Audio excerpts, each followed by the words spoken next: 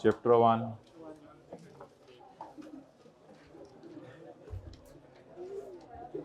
Page number 4।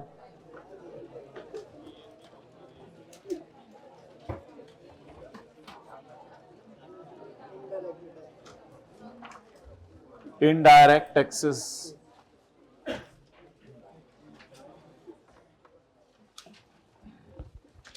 जल्दी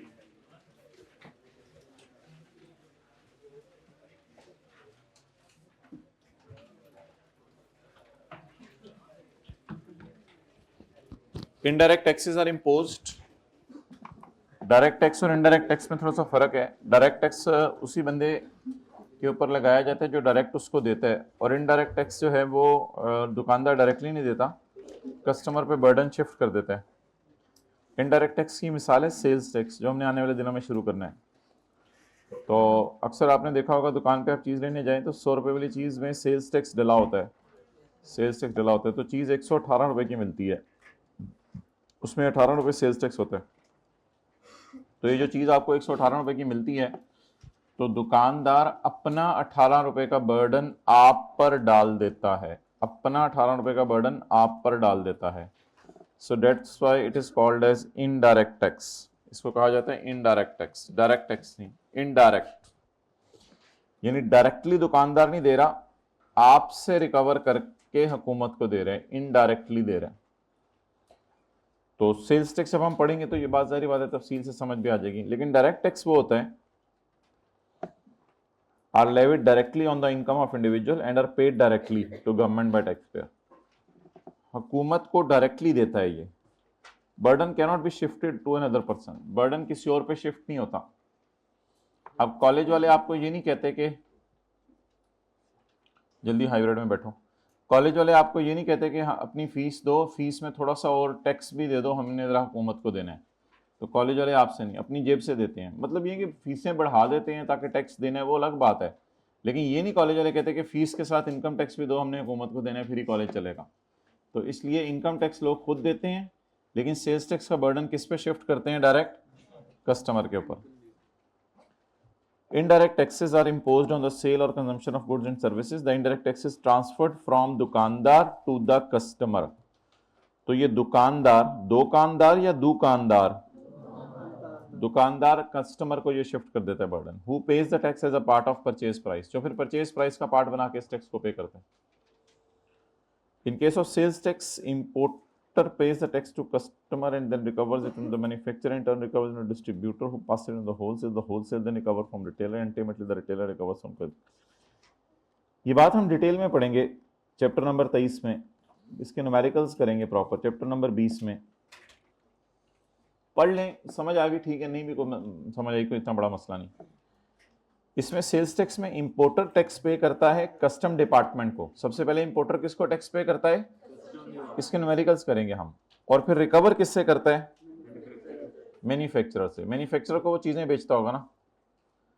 फिर manufacturer recover करता है डिस्ट्रीब्यूटर वो होता है जो ज्यादा चीजें खरीदते हैं मैन्युफैक्चरर से। Who passes it on to the wholesaler, wholesaler भी बड़ी क्वांटिटी में चीजें खरीदते हैं। होलसेल डिस्ट्रीब्यूटर समझ लें वो बस के ऊपर ट्रांसपोर्ट करता है, होलसेलर ज्यादा क्वांटिटी में चीजें खरीदता है। Then wholesaler recover tax from retailer, जिन दुकानों पे हम जाते हैं, and ultimately retailer recovers from customer, और रिटेलर हमसे फिर लेता है। तो ये ठीक है, याद रह गया ठीक है, नहीं तो सेल्स टैक्स में पढ़ना है। और ये तो मैं बिल्कुल भी नहीं पढ़ाऊंगा क्योंकि ये तो ऑब्वियसली चैप्टर 20 के अंदर पढ़ेंगे, तो ये बेशक आप ना पढ़ें, आपको याद करने की भी बेशक कोई जरूरत नहीं। अच्छा जी, कस्टम ड्यूटी। अब जहां तक ताल्लुक है हमारे सिलेबस का, तो हमारे सिलेबस में तो सिर्फ इनकम टैक्स है जो मैंने आपको बताया था, तकरीबन 60 नंबर का पेपर आता है इसमें से। और हमारे सिलेबस में सेल्स टैक्स है जिसका 30 नंबर का पेपर आता है। लेकिन चैप्टर 1 में एक लाइन इसकी कैपिटल वैल्यू टैक्स की और 4-4, 5-5 लाइनें इन दोनों लॉज की भी अवेलेबल है। तो ये लॉ तो सीए फाइनल में भी नहीं पढ़ाया जाता, ये लॉ सीए फाइनल में पढ़ाया जाता है। तो बस ये 3-4 लाइनें देख लें, एक ब्रीफ इंट्रोडक्शन कोशिश करते हैं हम ले लें। पाकिस्तान में सेल्स टैक्स और इनकम टैक्स के अलावा चंद और टैक्सेस भी हैं, जिनमें से एक का नाम है कस्टम ड्यूटी और दूसरे का नाम है फेडरल एक्साइज ड्यूटी। चलें जी, customs act in Pakistan specifies imports. जब आप चीजें बाहर के मुल्क से मंगवाएं तो अक्सर आप लोगों ने सुना होगा कस्टम ड्यूटी पे करते हैं। IS 16 में भी आपने पढ़ा होगा कस्टम ड्यूटी पे करते हैं।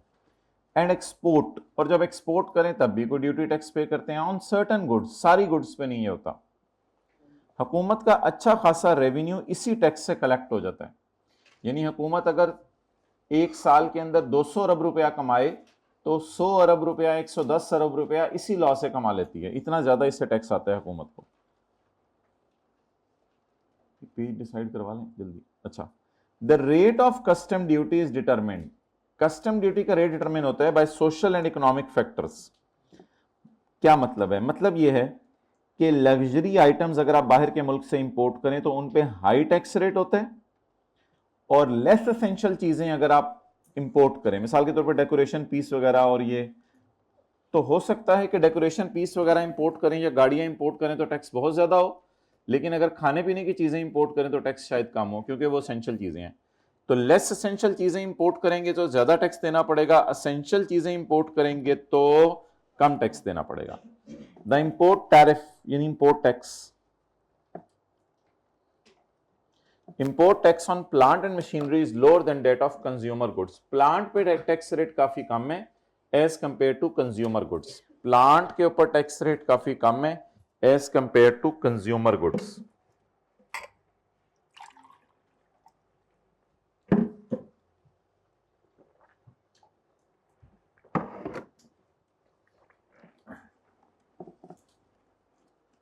The import tariff on plant is lower than that of consumer goods. Plant के ऊपर टैक्स रेट काफी कम है, क्योंकि प्लांट इंपोर्ट करेंगे तो लोगों को नौकरियां मिलेंगी, और गुड्स इंपोर्ट करेंगे तो लोगों को नौकरियां तो नहीं मिलेंगी, एज इट इज चीजें आप मंगवा रहे होंगे।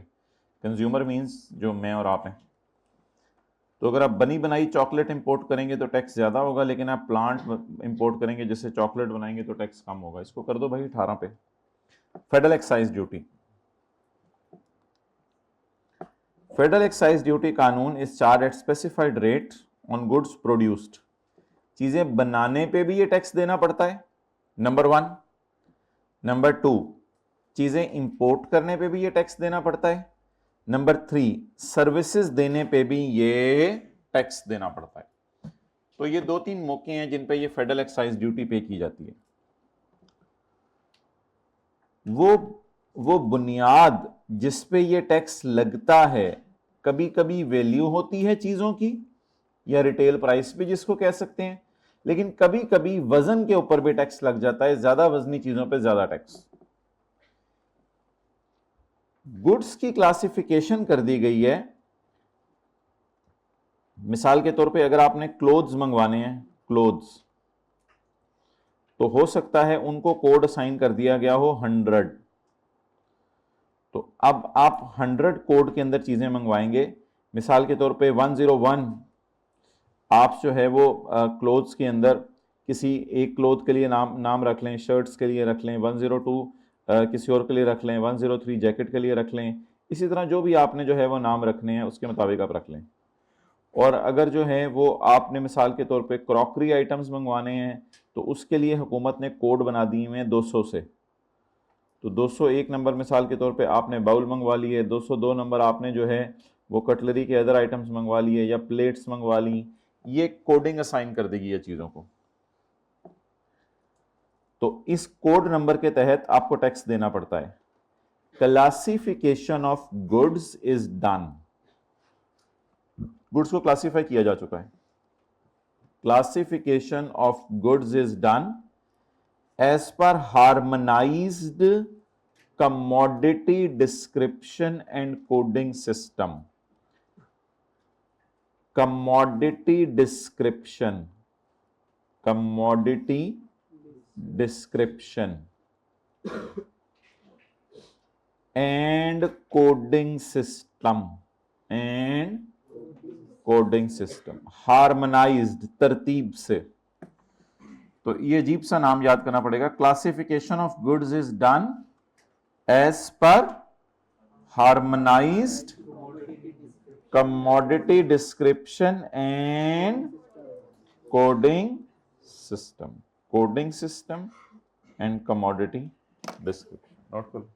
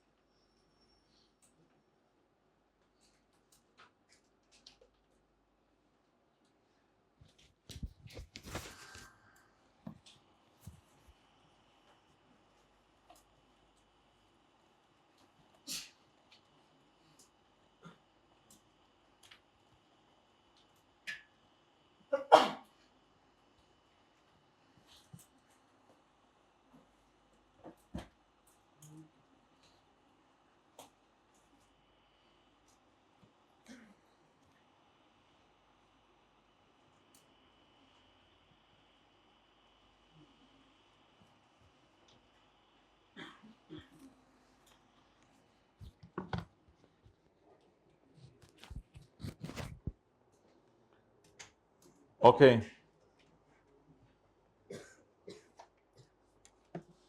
All exports are charged to tax at the rate of 0%। Exports पे हुकूमत ने टैक्स रेट 0% लगा दिया हुआ है ताकि एक्सपोर्ट्स इनकरेज हों। Additionally any duty paid on these goods is refundable. और एक्सपोर्ट्स पे अगर आपने कोई टैक्स पे कर दिया है ऑलरेडी, ड्यूटी पेड का मतलब टैक्स पेड ऑलरेडी, अगर आपने पहले से कोई टैक्स पे कर दिया हुकूमत वो भी आपको वापस कर देगी। तो एक्सपोर्ट्स पे बड़े मजे हैं। Any duty paid already on these goods is refundable. Examples includes duty on tobacco, cigarettes and cigarette substitutes. इसके ऊपर ड्यूटी लगाई हुई है हुकूमत ने। ये तो इसकी एग्जांपल्स हैं, ये एक्सपोर्ट्स वाली चीज़ें नहीं है। एक्सपोर्ट्स वाली चीज़ें तो कोई और भी हो सकती हैं।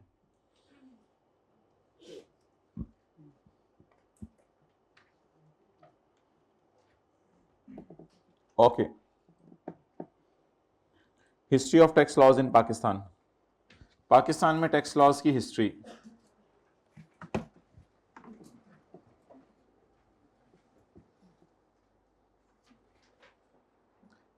पाकिस्तान में फेडरल गवर्नमेंट के पास राइट है कि वो लोगों से टैक्स ले। मॉडर्न टैक्स आया था 1860 में। पाकिस्तान और हिंदुस्तान की तकसीम से पहले इनकम टैक्स सबसे पहले 1860 में आया था। बरतानिया की एम्पायर ने पहली दफ़ा इनकम टैक्स लगाया था 1860 में, क्योंकि जंग हुई थी, तो जंग की वजह से कोई डेफिसिट आ गया था और ये लॉ 1865 में ख़त्म कर दिया गया था। इसके बाद इनकम टैक्स एक्ट आया 1886 1886 में। तो 65 में ख़त्म हो गया, फिर कोई कानून नहीं रहा। फिर काफ़ी सालों बाद नया लॉ आया 1886 में, and it was imposed on traders. ये सिर्फ दुकानदारों पे लगाया गया था, इनकम फ्रॉम बिजनेस पे बस, बाकी लोगों पे नहीं लगाया गया था। और ये भी कुछ सूबे वालों ने लगाया था, सब ने नहीं लगाया था। इसकी बेसिक स्कीम आज भी सर्वाइव कर रही है। जो उसमें बातें की हुई थी तकरीबन आज उसी जैसी बातें लॉ में हैं। इसने एग्रीकल्चर इनकम की डेफिनेशन इंट्रोड्यूस की थी और इसको माफ़ भी कर दिया गया था, और अभी तक ये माफ़ है। फिर बहरहाल दोबारा लोगों ने आपस में एक दूसरे से खेलना शुरू किया, तो हुकूमत ने फिर कहा कि और पैसे चाहिए लोगों की जानों से खेलने के लिए। सो 1916 के अंदर पहली दफ़ा प्रोग्रेसिव रेट लगाए गए। प्रोग्रेसिव रेट मीन्स ज़्यादा इनकम तो ज़्यादा टैक्स। हुकूमत ने सोचा कि फ्लैट रेट, जैसे डिविडेंड के लिए फ्लैट रेट है, are not justified and the amount of tax should depend upon the income of earner. और टैक्स डिपेंड होना चाहिए, बस क्लास हो रही है इनको बता दें, तो साथ वाले खुद उठाया करें ना। अच्छा, फॉर कलेक्टिंग एडिशनल रिसोर्सेज, फिर हुकूमत को और ज़्यादा पैसों की ज़रूरत पड़ी, तो इनकम टैक्स के अलावा एक और टैक्स लगाया गया जिसका नाम था सुपर टैक्स। सबसे ज़्यादा तफसीली कानून बना था 1922 में। उसमें सुपर टैक्स और इनकम टैक्स को इकट्ठा कर दिया गया था और सुपर टैक्स ने अपनी एग्जिस्टेंस लूज कर दी थी। उसके मोटे मोटे फीचर ये थे, रेट हर साल चेंज हुआ करेंगे, टेबल 1 और 2 वाले रेट हर साल चेंज हुआ करेंगे। ये सबसे बेसिक चीज आई थी कि रेट हर साल हम चेंज किया करेंगे through finance act. Finance act issue करती है गवर्नमेंट, तो गवर्नमेंट फाइनेंस एक्ट इशू करेगी और रेट हर साल चेंज हुआ करेंगे। इन सर्टन केसेस टैक्स का काटना was made mandatory like dividend. तो कुछ केसेस में टैक्स का काटना जरूरी करार दे दिया गया, टैक्स का काटना जरूरी करार दे दिया गया था कुछ केसेस में। Reopening of assessment was allowed. Reopening का मतलब होता है रिकैलकुलेशन। रिकैलकुलेशन ऑफ असेसमेंट होती है tax calculation, tax calculation. Reopening recalculation, recalculation of tax calculation was allowed. Tax calculation की रिकैलकुलेशन की इजाजत दे दी गई थी। Recalculation of tax calculation was allowed means government can recalculate tax। हुकूमत आपका टैक्स रिकैलकुलेट करके देख सकती है कि सही आया या गलत आया। हुकूमत आपका टैक्स रिकैलकुलेट करके देख सकती है कि सही आया या गलत आया।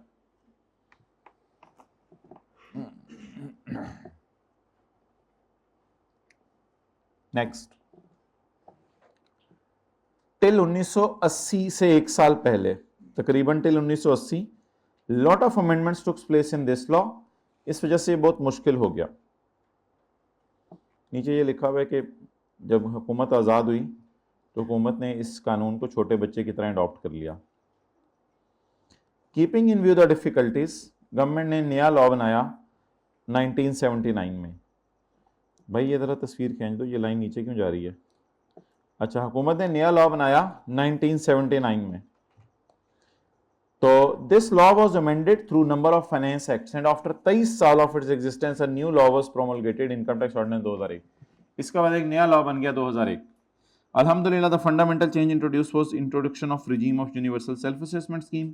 इसमें स्कीम बनाई गई universal self assessment. This law has also been amended, और इस कानून को भी बदला जा रहा है, बदला जाता है, इस कानून को भी बदला जाता है। कई दफा फाइनेंस एक्ट आया और बदला गया, और अभी तक कई दफा इस कानून को बदला जा रहा है, और अगले साल भी बदला जाएगा। Okay, now what is regime of universal self assessment? इसको हम इंशाल्लाह आधे घंटे में पढ़ेंगे, चैप्टर नंबर 15 में, section 120। Universal self assessment scheme का मतलब है कि पूरी दुनिया में ये राय दी जाती है कि टैक्स पेयर सच बोल रहा है। बस आप ये अज्यूम करो टैक्स पेयर क्या बोल रहा है, तो अगर टैक्स पेयर सच बोल रहे हैं तो बस ठीक है, टैक्स पेयर सच बोल रहे हैं, मान लो। इसलिए पूरी दुनिया में आजकल डिस्करेज किया जाता है री ओपनिंग ऑफ टैक्स असेसमेंट। हुकूमत वाले बार बार हमारा टैक्स चेक ना करें, बेहतर है यही मान लो कि टैक्स पेयर सच बोल रहा है। लेकिन जाहिर बात है हुकूमत को इक्का दुक्का बंदे का तो टैक्स आपको पता है चेक करती रहती है, ये तो जनरल रूल है कि सारे लोग सच बोल रहे हैं। लेकिन कुछ लोगों को हुकूमत साल में पकड़ती भी है। मिसाल के तौर पे अगर 1 लाख लोग हैं तो हुकूमत साल में 200-300 को पकड़ के चेक करती है कि वो टैक्स कैलकुलेट सही कर रहे हैं या नहीं। लेकिन मोटा मोटा हुकूमत लाखों लोगों के बारे में यही अज्यूम करती है कि अल्हम्दुलिल्लाह वो सारे सच बोल रहे हैं। सेल्फ असेस यानी मैं अपने आप को खुद अपना टैक्स सही कैलकुलेट कर सकता हूँ, किसी को क्या पता कि मेरा टैक्स कितना है। और हकीकत भी यही है, बिजली का बिल तो यूनिट से पता चल जाता है, लेकिन दुकानदार ने कितनी सेल की वो तो दराज में छुपा के रखी हुई है, वो दुनिया के किसी इंसान को नहीं पता सिवाय उसके। तो इसलिए लोग कहते हैं जो टैक्स पेयर है वो एज्यूम कर लो सच बोल रहा है, कोई ऐसी परेशानी वाली बात नहीं। भाई अब ये लोग, हाँ जी, ये टैक्स लॉस क्यों नहीं एक जैसे जिस तरह कंट्री के लॉज हैं अदर कंट्रीज में टैक्स लॉस क्यों नहीं? ये मैं यूनिवर्सल सेल्फ असेसमेंट स्कीम से मैं बोल रहा हूँ। अच्छा जी, अच्छा भाई अब अगली बात ये है जी, सीरियन फीचर्स यही कि रेट हर साल डिसाइड होंगे, टैक्स का काटना मैंडेटरी कर दिया गया, जैसे डिविडेंड पे हम टैक्स काटते हैं, और टैक्स कैलकुलेशन हुकूमत वाले हमारी मंगवा के चेक कर सकते हैं। ठीक है, ठीक है भाई, भाई ठीक है भाई, माइक ऑफ हो गया होगा। ओके अच्छा, अब ये अक्सर बच्चे क्लास के बाद आके पूछते हैं, पता नहीं क्यों, कि ये याद करना है, ये सिलेबस में है, पता नहीं, सिलेबस में डाला मैं तो पढ़ाया है, ऐसे वरना सिलेबस से हट के चीज़ें तो नहीं मैं पढ़ा रहा। तो सिलेबस में है तो मैंने पढ़ाया। अब सर नहीं सर, मैंने तो ये 13 सवाल सारे देख लिए हैं, इनमें तो कोई नहीं आया। इन्हीं में से पेपर आएगा ना सर, 13 सवालों में से ही, ये 13 सवालों में से ही पेपर आएगा ना। तो फिर अजीब, यानी कि बोंगी है ना ये। मिसाल के तौर पे देखें, नॉन रेवेन्यू ऑब्जेक्टिव्स पूछे आई कैप ने एक दफ़ा पूछे टैक्स कैसे मुल्क की डेवलपमेंट के लिए इस्तेमाल होता है। अब 2015 में बच्चे खड़े होकर बताएं सर इन्हीं में से पेपर आया करेगा ना इंशाल्लाह आइंदा। तो फिर आई कैप ने कहा ये लो फिर इनडायरेक्ट टैक्सेस बताओ। अच्छा सर इन्हीं में से पेपर आया करेगा ना, यानी इन्हीं में से पेपर आया करेगा ना, इनके अलावा तो कोई नहीं आएगा। ये जीप बोंगी मारते हैं। सर मैंने पास पेपर कर लिए हैं। ओहो सर इसके अलावा चैप्टर छोड़ सकता हूँ ना। भाई ये डिसीजन खुद किया करें, फिर मेरे से पूछ के ना किया करें। अगर आपने खुद रिस्क लेना है, खुद सेलेक्टिव स्टडी कर रहे हैं और मेरे से पूछ रहे हैं, हद होती है। कई दुनिया इंसान है, याद ऐसे ऐसे ज़बरदस्त याद करने वाले लोग आपको मिलेंगे, टेक्स्ट पता ही आपको सोच है, और आपकी क्लास में बैठे हुए अभी सुनना शुरू करें, वो कल वाला ऐसे सुनाएंगे आपकी सोच है। नहीं मैं सीरियसली बता रहा हूँ, हैं ऐसे लोग, हंसे मत। ये तो आप लोग अपने आप पे हंस रहे हैं, ये हंसने वाले सीरियसली बता रहा हूँ अपने आप पे हंस रहे हैं। जो याद करने वाले हैं वो कर रहे हैं याद, और उनको पता है उनका पेपर है, और उनको पता है क्या फीस भी लीला बैठा नहीं हुआ पास करने के लिए। हाइब्रिड में तीसरी रो में बातें भी शुरू हो गई हैं कि आप हमने पढ़ना शुरू कर दे रहे हैं। अच्छा जी, वो आ जाए कल वाले न्यूमेरिकल्स के ऊपर, चैप्टर नंबर 18।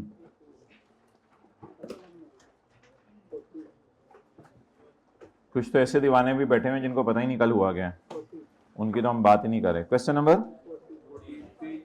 40। जी भाई, इनकम फ्रॉम सैलरी हमारी निकल आई थी 18727। आगे चलें जी।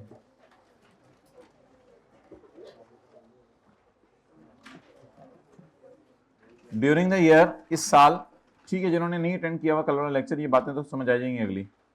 During the year he got married, इस साल इसकी शादी हो गई, और 10 लाख रुपया उसे कैश मिला है मुख्तलिफ रिश्तेदारों और दोस्तों की तरफ से, जिसमें से 4 लाख इसको मिला है पेरेंट्स से। 4 लाख इसको मिला है पेरेंट्स से, यानी कैश मिला है, कैश। जी, रिश्तेदारों से कितना मिला?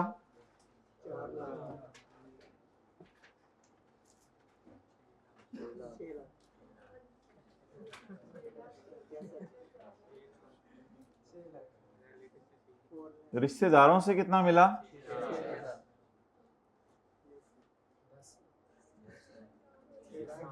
दोस्तों से कितना मिला? 4।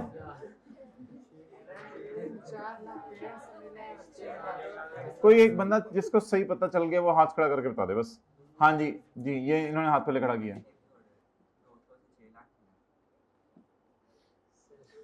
जी, कोई हाथ खड़ा करके बता दे जी। दोस्त, और कोई? टोटल उसे 10 लाख मिले, 4 लाख उसके पेरेंट्स ने दिए और 6 लाख रिश्तेदारों और फ्रेंड्स ने मिलकर दिया। ये नहीं पता दोनों से सेपरेट किसने। ये बात तो आपकी ठीक है, लेकिन जो मैं लफ्ज बोलना चाह रहा हूं वो आप लोग नहीं बोल रहे। आप लोग ये बोलें कि 4 लाख उसको पेरेंट्स से मिला है, उसको, पेरेंट्स भी तो रिश्तेदार हैं। 4 लाख उसको कहां से मिला है? पेरेंट्स से मिला है। और बाकी जो हैं फ्रेंड्स और अदर रिश्तेदार, अदर भी तो रिश्तेदार है ना, चाचा ताया, इनसे मिला के 6 लाख मिला। मैं ये कहना चाह रहा था, आप लोग अदर रिश्तेदार का लफ्ज नहीं बोल रहे थे। आप लोगों को बस बोलना ये चाहिए था कि 4 लाख किससे मिले? पेरेंट्स से। 4 लाख किससे मिले? पेरेंट्स से। टोटल कितना मिला? 10 लाख। तो बाकी किससे मिले? फ्रेंड से और दूसरे रिश्तेदारों से। दूसरे का लफ्ज नहीं आप लोग बोल रहे थे, फ्रेंड से और दूसरे। अब इसमें क्या फर्क पड़ता है? कुछ भी नहीं। इस बाइफर्केशन की जरूरत ही नहीं करने की जरूरत, क्योंकि कैश जब मिले, पैसे, तो इसमें रिश्तेदारी नहीं देखी जाती, इसमें देखा जाता है कि वो क्रॉस चेक या बैंकिंग चैनल से मिला है या, तो पैसे मिलने में रिश्तेदारी देखी नहीं जाती। तो रिश्तेदार, दोस्त, यार, ये यही बाइफर्केशन होती है ना, रिश्तेदार, दोस्त, यार। तो रिश्तेदार, दोस्त, यार अलग अलग करने की जरूरत नहीं है आपको, बस आपको 10 लाख कैश मिल गया। अब जाके देखते हैं 10 लाख कैश मिलना सही था या 10 लाख कैश नहीं मिल सकता था। Chapter number 11।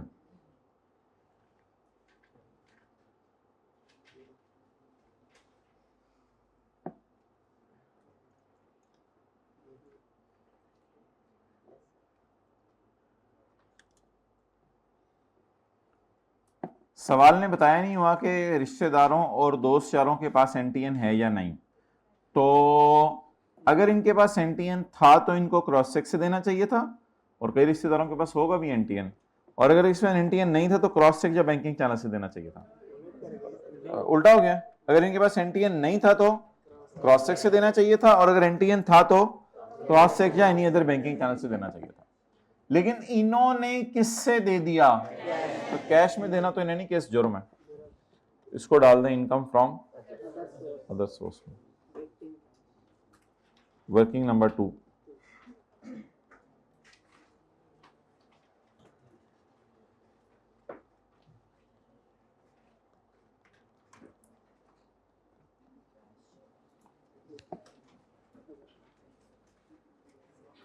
भाई इनकम फ्रॉम सैलरी की वर्किंग दिखाओ भाई, इनकम फ्रॉम सैलरी की वर्किंग दिखाओ, वर्किंग 1 क्यों नहीं की?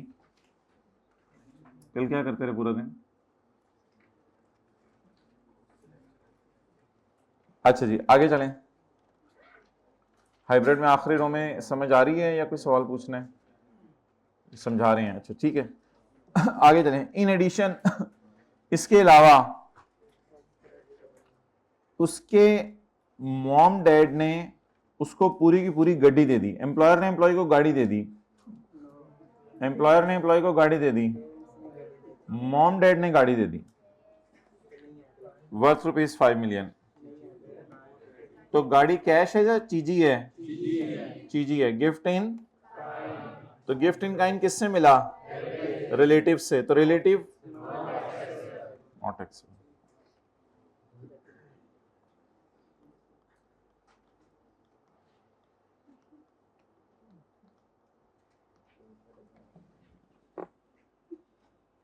जल्दी नोट कर लें। गाड़ी फ्रॉम रिलेटिव्स,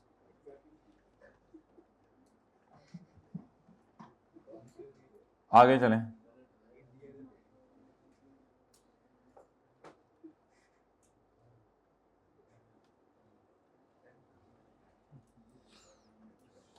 टोटल करा दें, मैं कर लेता हूं 1000।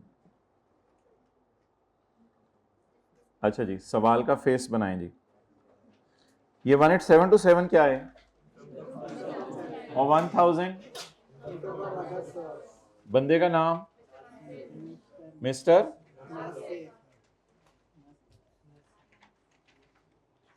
इनकम एंड टैक्स ईयर 2022 जी। इनकम फ्रॉम सैलरी पेपर में पूरा लिख के आना है, पेपर में पूरा लिख के आना है, IFS नहीं लिखना। इनकम फ्रॉम अदर सोर्स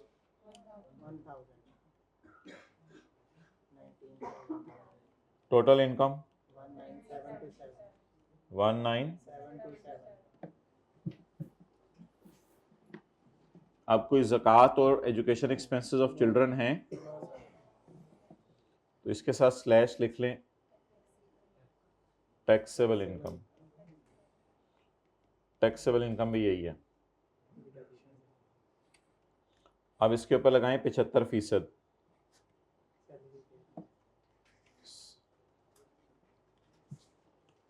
इसके ऊपर लगाएं 75%, 14,000। तो सैलरी ज्यादा तो टेबल 2 जाएं जी, टेबल 2 लगवाएं। हाँ जी बोलें। 7 लाख प्लस 35% ऑफ 15,627,000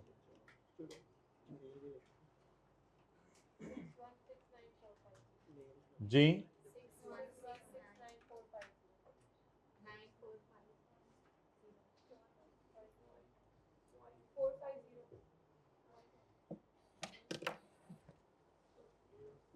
चलें जी आगे। सरचार्ज अब डलवा दें इस पे। अगर ये इनकम 10 मिलियन से ज्यादा है, ऊपर लिख लें ₹1000।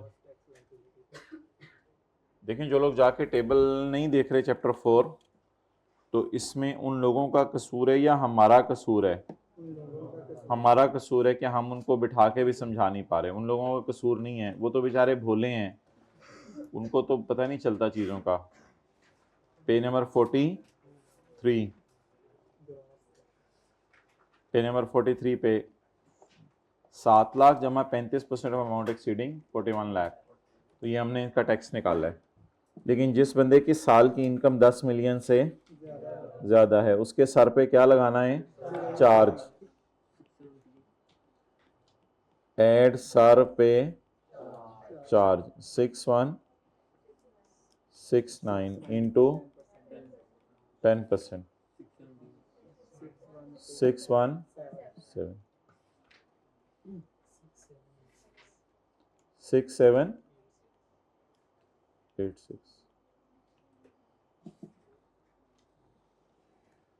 अब आप लोगों ने टैक्स माफ करना है। डोनेशन दी है उसने 4,80,000 की और कंट्रीब्यूशन की है अप्रूव्ड पेंशन फंड में।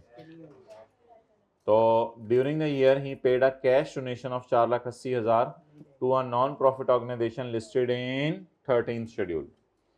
तो भाई एक मिनट थोड़ा सा मुझे बोलने देना।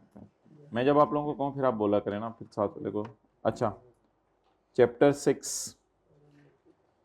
6 में हमने पढ़ा था पहले सफ़े पे कि डोनेशन जो है वो कैश में आप तब दे सकते हैं जब क्रॉस चेक बना के दें। तो आपने क्रॉस चेक बना के नहीं दिया, डोनेशन किस में दे दी है, तो डेट्स वाई ये डोनेशन माइनस करने की इजाज़त नहीं है। तो less tax credit on charity not allowed, ये माइनस करने की इजाज़त नहीं है क्योंकि आपने डोनेशन किस में पे किया है, कैश में। चलें जी आगे।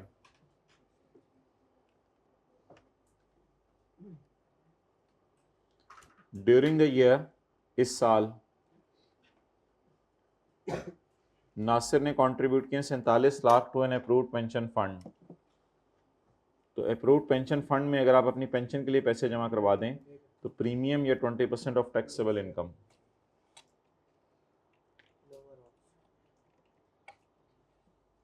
Less tax credit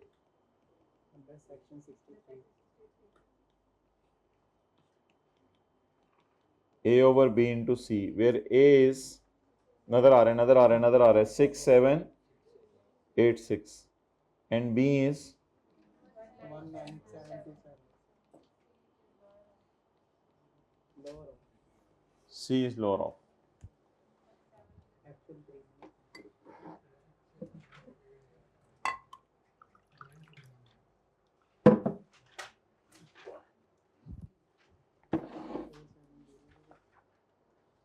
actual premium paid is 47 lakh और 20% of taxable income.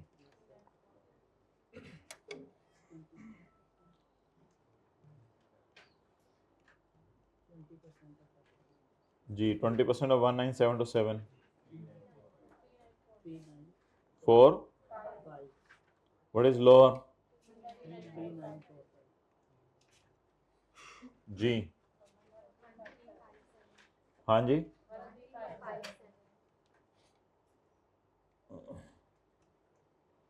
Tax payable to government, क्या चीज, टैक्स कटा हुआ है पहले से, ये बता दें अभी कितना आया है, 5429। अच्छा, फॉर्मेट में देखें क्या था, फॉर्मेट में ये था कि जब आपकी टैक्सेबल इनकम निकल आएगी तो आप निकालेंगे टैक्स, उसमें से माइनस करेंगे फुल टाइम टीचर अलाउंस और फॉरेन टैक्स क्रेडिट, वो थे नहीं। उसके बाद माइनस करेंगे सेक्शन 61 से 63। जब ये जवाब आ जाएगा तो फिर आप इसके अंदर जो है वो ऐड करेंगे टैक्स ऑन सेपरेट ब्लॉक और टैक्स ऑन डिविडेंड वगैरह, फाइनल टैक्स रेजीम। फिर एंड पे आपके जो टैक्स जिंदगी में जहां जहां कट चुके हैं वो सारे माइनस करेंगे। तो टैक्स आपका एक ही कटा हुआ है 4500। तो tax withheld 4500 92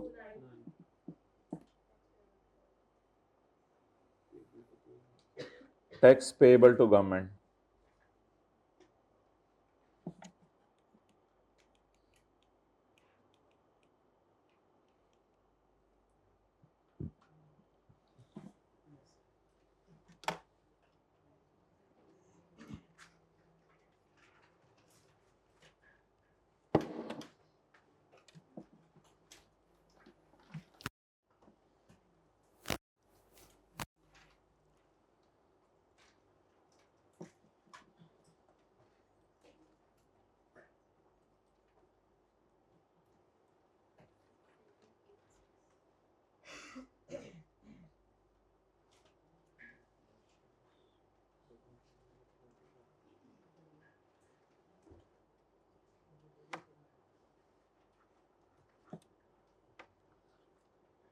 okay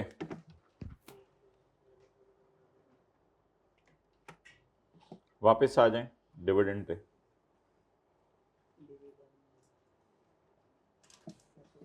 chapter 5, chapter 1 में तो कल हम मजबूरी में गए थे।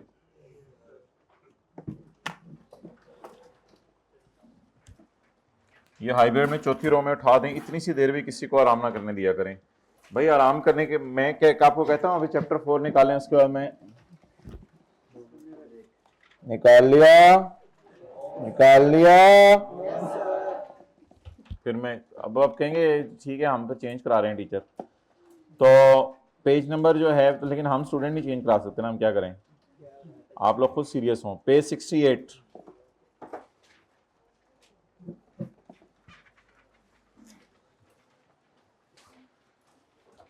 अच्छा भाई डिविडेंड की डेफिनेशन पहले कल वाली रिवाइज करें फिर आगे चलते हैं, बहुत अटेंटिव हो जाएं, ये इंपॉर्टेंट डेफिनेशन है। एनी डिस्ट्रीब्यूशन यानी एनी बांटना by a company of profits, company जारी बात है प्रॉफिट्स ही बांटती है, टू इट्स शेयर होल्डर्स, अपने शेयर होल्डर को। साथ वाले से सफा ना पूछा करें, कभी कभी इधर भी लिखा होता है to its shareholders. If such बांटना रिक्वायर्स द जाना of assets, any distribution by a company to its shareholders of loan debentures, यानी कंपनी ने कहा मेरे पास पैसे नहीं है तो उधार कर लेते हैं, तो डायरेक्टर्स ने शेयर होल्डर्स को सफे दे के भेजा। वो जो सफे थे वो सफे कैश था या वो सफे डिबेंचर थे, वो सफे डिबेंचर थे। तो डायरेक्टर्स ने कहा भाई ये इसका कंधा छोड़ो, यानी थोड़ी देर बाद तो उसे दाम निकाल रहे हैं। अच्छा जरूरी नहीं इन डिबेंचर्स पे इंटरेस्ट दें, हो सकता है आप इंटरेस्ट दें, हो सकता है इंटरेस्ट ना दें, आप तो द एक्सटेंट ऑफ प्रॉफिट, जिस हद तक आपके पास प्रॉफिट पड़े हुए उसी में से आप डिबेंचर बांटेंगे ना।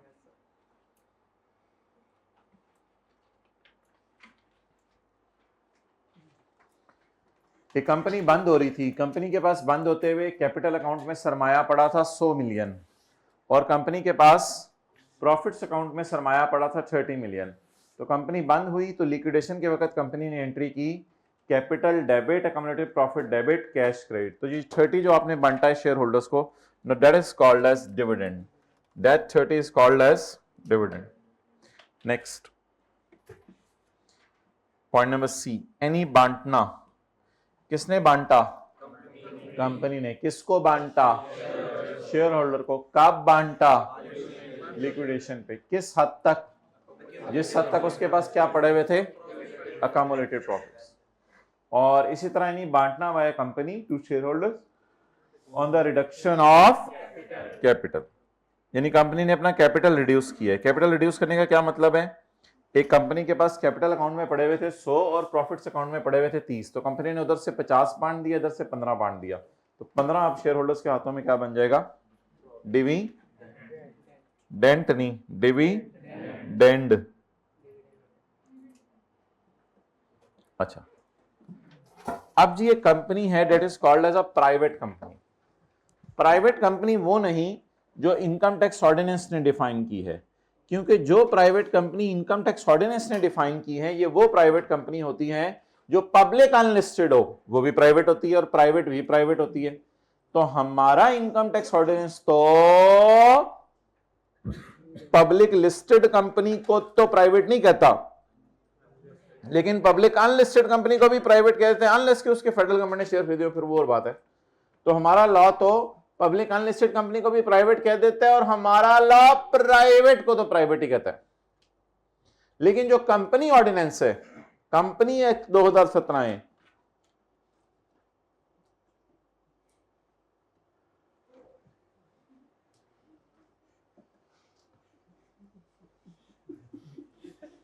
लेकिन जो कंपनीज एक्ट 2017 है वो सिर्फ प्राइवेट कंपनी को प्राइवेट कहता है, वो पब्लिक अनलिस्टेड को प्राइवेट नहीं कहता। तो कहते हैं कंपनी लॉ में जो प्राइवेट कंपनी की डेफिनेशन है, अगर उस प्राइवेट कंपनी ने अपने शेयर होल्डर को लोन दे दिया तो यह समझा जाएगा कि शेयर होल्डर को इन्होंने क्या दिया है, dividend. The payment by as defined in companies law, by way of advance और by way of loan to shareholder, और for the individual benefit of the payment should be from profits. एक minute बस। Tax implication of loan और advance transaction on the shareholder as well as company. अगर loan देने वाला, बोले, अगर loan देने वाला कौन है? Private company. अगर लोन देने वाला प्राइवेट कंपनी है तो शेयर होल्डर के हाथों में इसके क्या नताइज होंगे? शेयर होल्डर के हाथों में ये समझ लिया जाएगा डिविडेंड। और कंपनी क्या करेगी? कंपनी का काम होता है काटना। कंपनी क्या करेगी? काटेगी। क्या काटेगी? बंदे को काटेगी? नहीं, उसके डिविडेंड पे क्या काटेगी? टैक्स। लेकिन अगर कंपनी, बोले, लेकिन अगर कंपनी पब्लिक लिस्टेड है या पब्लिक, तो प्राइवेट नहीं है, तो फिर शेयर होल्डर के हाथों में ये डिविडेंड नहीं है। नो टैक्स इंप्लीकेशन, यानी शेयर होल्डर के हाथों में it is not a dividend, it is just a loan. और कंपनी तुम काटोगी? नहीं, मैं नहीं काटूंगी। ठीक है, ठीक है। तो पता चला इस सिनेरियो में ये काटेगी और इस सिनेरियो में ये नहीं काटेगी। काटने वाली ना काटने वाली, काटने वाली ना काटने वाली। क्या? टैक्स। किस पर? डिविडेंड इनकम पर। शेयर होल्डर को क्या मिला था? लोन मिला था, एडवांस मिला था, या उसके घर के लिए कोई भी पेमेंट कर दी थी। घर के लिए पेमेंट तो एम्प्लॉयर भी करता था एम्प्लॉय के लिए, लेकिन ये वो बात नहीं है। ये कंपनी अपने मालिक को लोन दे रही है। कंपनी अपने मालिक को लोन दे रही है, यानी कंपनी अपने शेयर होल्डर को लोन दे रही है। ये एम्प्लॉय नहीं है, ये तो शेयर होल्डर है, ये तो मालिक है जी। ये गिफ्ट भी जो कंपनी देगी शेयर होल्डर को, वो भी जिम्मेदारी। हाँ, अगर कोई डिविडेंड, कोई गिफ्ट दे देगी शेयर होल्डर को, तो वो भी यहीं पे आ जाएगा। कोई भी इंडिविजुअल के बेनिफिट के लिए अमाउंट दे।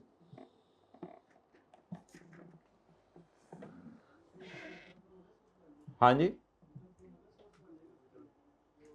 ये डिविडेंड बन जाएगा, बस ये डिविडेंड बन जाएगा। और डिविडेंड तो फाइनल टैक्स रिजीम है, इस पे 15% टैक्स लगेगा फिर। हाँ जी, पब्लिक कंपनी लोन दिया कुछ भी नहीं बनेगा, किसी हेड में नहीं जाएगा, टैक्स माफ है। पब्लिक कंपनी लोन तो लोन होता है ना, लोन वापस कर देना होता है, लोन क्यों डिविडेंड है?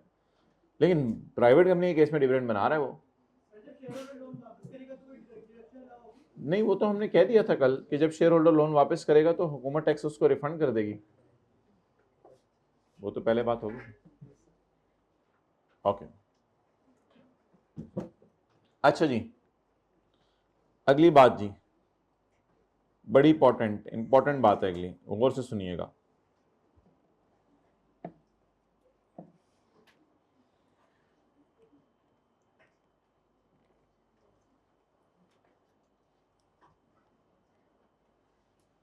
अजीब अजीब यानी बोंगियां के आई कैप पाकिस्तान और इंडिया का वो मिल जाएगा और फिर पेपर आसान आया करेंगे, और यानी खुद नहीं पढ़ना, कुछ नहीं करना, बस हर जगह अपना बेनिफिट, जितना रहे ना रहे वो उसको उससे मिलवा दो। हाइब्रिड में सेकंड रो में मोबाइल इस्तेमाल कर लें, फिर हम जरा रिज्यूम करते हैं पढ़ाना। अब रख देना साइड पे, फिर हम पढ़ना शुरू करें। भाई ये हाइब्रिड में सेकंड रो में मोबाइल पकड़ा हुआ है इन्होंने, इनको बताओ छोड़ देना। कैलकुलेटर है, जाओ बताओ सेकंड रो में, उसको समझ नहीं आ रहा। साइड पे रखे ना कहीं, इसके अपने पास नहीं रखना होता मोबाइल। अच्छा, ओके माय डियर, एक बात है बड़ी इंपॉर्टेंट, वो माय डियर ये है कि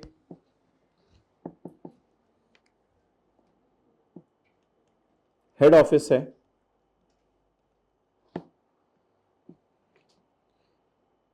किसी कंपनी का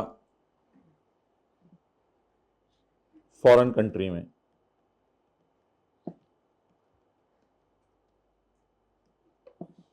और उसकी ब्रांच है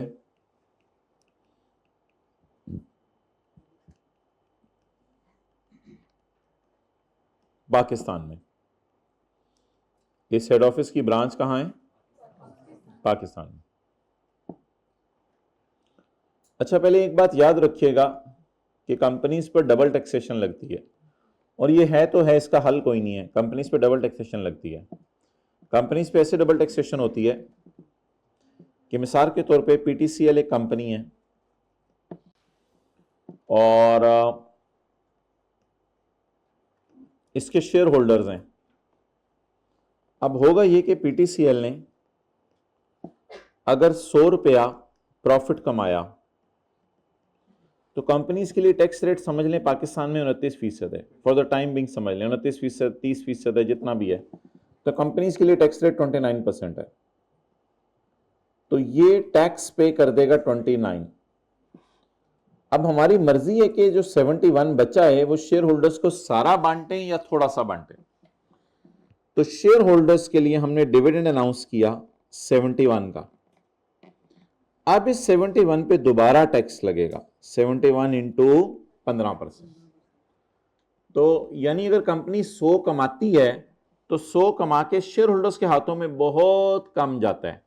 तो सबसे पहले कंपनी जो है वो अपनी इनकम फ्रॉम बिजनेस पे टैक्स देती है हुकूमत को, क्योंकि कंपनी सेपरेट पर्सन है, 29 रुपए। और कंपनी ने 100 कमाया, 29 गवर्नमेंट को। हाइब्रिड में लास्ट रो में क्या ये दाएं बाएं क्यों चेहरा हो रहा है? खुदा भाई, ये कोई बंदा बिठाना पड़ेगा, इनको समझ नहीं आ रही कैसे पढ़ते हैं भाई। पढ़ना होता है इधर चेहरा करके और मोबाइल छोड़ के। तो अजीब, यानी मैं पढ़ा रहा हूं और इधर उधर देख रहे हैं। अच्छा, तो कंपनी ने कमाया 100 रुपया। जब कंपनी ने कमाया 100 रुपया तो कंपनी ने 100 रुपए पे टैक्स देने 29 रुपए। कंपनी ने 100 रुपए पे टैक्स देने 29 रुपए। अब कंपनी के पास बचा 71। कंपनी इस बचे हुए को बांटेगी शेयर होल्डर्स में डिविडेंड के तौर पे, और डिविडेंड पर फिर दोबारा टैक्स लगेगा 15%। तो that is a double taxation. Companies में ये है तो है। अब एक ब्रांच है किसी फॉरेन कंपनी की, तो ब्रांच ने क्या किया? ब्रांच ने कमाया 100 रुपया। ब्रांच ने इनकम कमाई 100 रुपया और इस पे इसने टैक्स दे दिया 29। बचा कितना? 71। अब जब ये हेड ऑफिस को बाहर के मुल्क में रेमिट करेगी, भेजेगी, जब ये भेजेगी हेड ऑफिस को 71, तो this 71 will be called as dividend. क्योंकि इनके मालिकान तो पाकिस्तान में है नहीं, तो हेड ऑफिस ही मालिक है ना इनका। इसके मालिकान तो ये थे, इसके मालिकान मैंने नीचे बनाए हुए हैं, इसके मालिकान तो नीचे थे, लेकिन मालिक शिफ्ट कर दिया। तो आप बताएं जी, ब्रांच ने कितना कमाया? कोका कोला की ब्रांच है पाकिस्तान में, ब्रांच ने कितना कमाया? 100 रुपया। अपनी बिजनेस इनकम में कितना टैक्स दिया? ब्रांच के पास बचा कितना? ब्रांच 71 पूरा रेमिट नहीं करेगी। ब्रांच 71 पूरा रेमिट नहीं करेगी। ब्रांच विल रेमिट ओनली कितना बचा? 60.35। ब्रांच रेमिट करेगी हेड ऑफिस को सिर्फ 60 point. Branch will remit only ₹60.35 to head office. चलें जी, नोट कर लें। ब्रांच हेड ऑफिस को 65 रेमिट करेगी।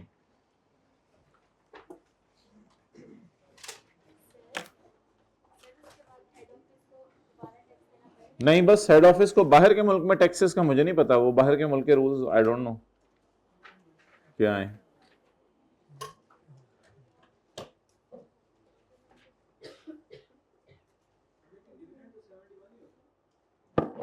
जी बिल्कुल, डिविडेंड 71 है, इसलिए डिविडेंड के साथ मैंने 71 ही लिखा है। Dividend is 71। तो ब्रांच के शेयर होल्डर्स पाकिस्तान में हैं या ब्रांच के शेयर होल्डर्स बाहर के मुल्क में हैं? तो हेड ऑफिस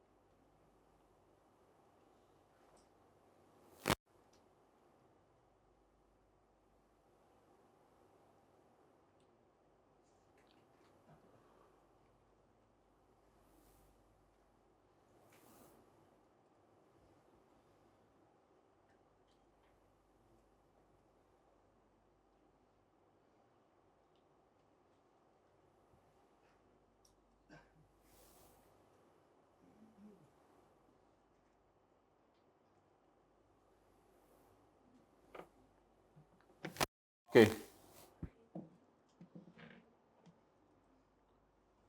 ओके का मतलब होता है स्पीड अप।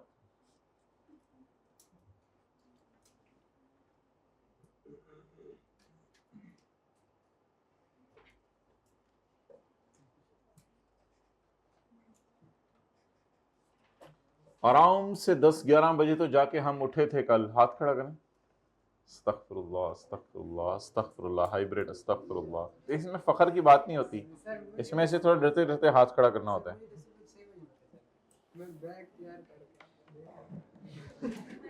अच्छा जी,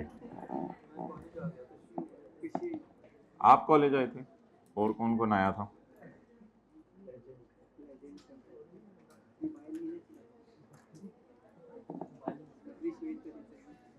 ओके, कितने लोगों को ये यकीन था कि लेक्चर तो होगा ही होगा? कितने लोग थे कि नहीं? ओके, बस आइंदा के लिए भी ध्यान रखिएगा, ये होता ही होता है लेक्चर तो होने के लिए होता है ना। अच्छा, R1 का भी आ गया। अच्छा जी, point F for funky boy, point F। Remit का क्या मतलब है? भेजना। किसको भेजना? टू हेड ऑफिस को। भेजा, साथ वाले का भेजा देखें, भेजा नहीं है साथ वाले का, भेजा तो मां को कहते हैं। भेजा, किसको भेजा? क्या भेजा? After tax profit of before tax profit भेजा या आफ्टर टैक्स प्रॉफिट भेजा? बिफोर टैक्स प्रॉफिट भेजा या आफ्टर टैक्स प्रॉफिट भेजा? अब ये आफ्टर टैक्स बच्चों को समझ नहीं आता, इसके लिए बच्चे ऊपर देखें। बिफोर टैक्स प्रॉफिट भेजा या आफ्टर टैक्स प्रॉफिट भेजा? भेजा, भेजा, किसको भेजा? हेड ऑफिस को। किसको भेजा? क्या भेजा? आफ्टर टैक्स प्रॉफिट कितना है? बिफोर टैक्स कितना था? आफ्टर टैक्स कितना है? ये कौन सा वाला टैक्स है? ये डिविडेंड वाला टैक्स नहीं है, ये वो बिजनेस इनकम वाला टैक्स है। किसका प्रॉफिट आया है? ब्रांच का। किसका प्रॉफिट आया है? ब्रांच का। किसकी ब्रांच है? फॉरेन कंपनी कहां है? नहीं, असल में वो कहना चाह रहे ब्रांच कहां है? Of a branch of a foreign company in Pakistan. Actually branch is in Pakistan, तो branch of a foreign company in Pakistan, तो बेसिकली लिखे ब्रांच इज इन पाकिस्तान। तब ये फिक्रा तो आसान सा है, लेकिन ऑब्वियसली हमने इसके पीछे एक लंबी स्टोरी पढ़ ली है। 71 इज डिविडेंड, बेसिकली 71 इज भेजा। बोलो भेजा। क्या भेजा? भेजा, बोले भेजा। थोड़ा आहिस्ता बोले। भेजा, किसको भेजा? हेड ऑफिस को भेजा। हेड ऑफिस को भेजा। क्या भेजा? किसका प्रॉफिट? किसकी ब्रांच? कहां पे है? चलिए आखिरी दफा ट्राई कर लें। भेजा, किसको भेजा है? क्या भेजा है? किसने भेजा है? किसकी ब्रांच? कहां पे है?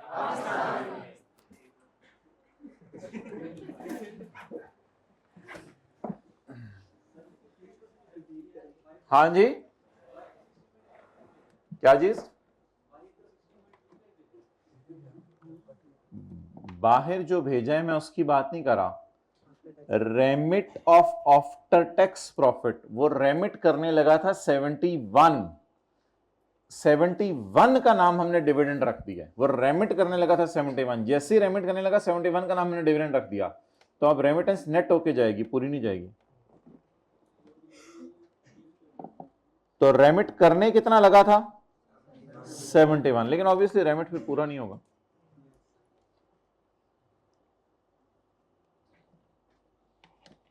तो घर में आपने इस तरह करके ना मुंह, जिस तरह हम क्लास में करते हैं, ऊंची ऊंची लगे रहना है।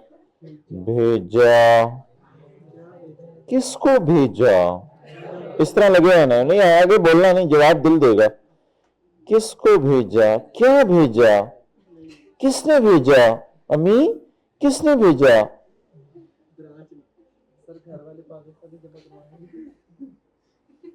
किसकी ब्रांच अम्मी, कहाँ है ब्रांच अम्मी, इस तरह जरा रिवीजन करनी।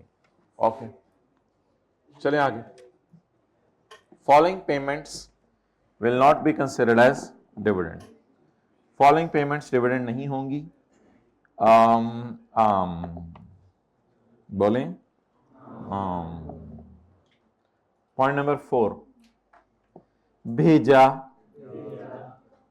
किसको भेजा अम्मी, हेड ऑफिस को। क्या भेजा है, किसने भेजा है, किसकी branch, petroleum exploration and production foreign company की ब्रांच। तो अगर ये पेट्रोलियम एक्सप्लोरेशन हो रही है पाकिस्तान में और वो ब्रांच के जरिए कोई फॉरेन कंपनी कर रही है, तो यहां रिलैक्सेशन है। तो यहां यू कैन सेंड 71 फुल, यहां पूरा 71 भेज दें, कोई मसला नहीं। तो ये रिलैक्सेशन है। Now you can, now you will not deduct tax on 71 because 71 is not now is not dividend। यहां डिविडेंड की डेफिनेशन से ही निकाल दिया 71, यानी पेट्रोल वालों को रिलैक्स कर दिया,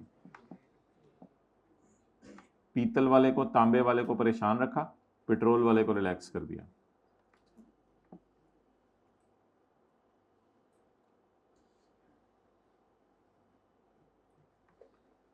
जल्दी जरा साथ वाले से जनरल नॉलेज का टेस्ट लें। पेट्रोल कितने का, छोटा गोश्त कितने का, बड़ा गोश्त कितने का, जल्दी जल्दी जरा पूछ लो। रहने दो भाई, कह रहे रहने दें।